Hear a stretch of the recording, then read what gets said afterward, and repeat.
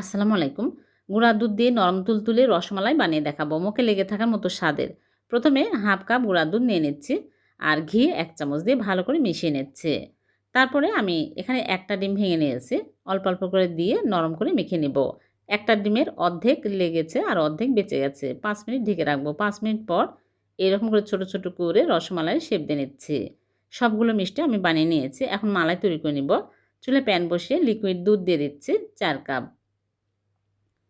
এখন ২ টা এলাচ দিয়ে জাল করে বলক তুলে নিব। আর চিনি পরিমাণ মতো দিতে হবে। চিনি পরিমাণ মতো দিয়ে নিয়েছি।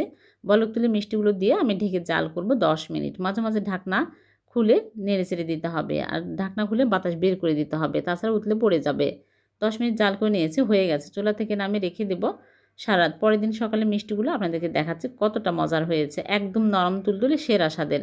এভাবে মিষ্টি বানিয়ে দেখবেন। মুখে লেগে থাকবে এর স্বাদ। এতটাই টেস্টি হবে। ভালো লাগলে লাইক, কমেন্ট, শেয়ার করবেন।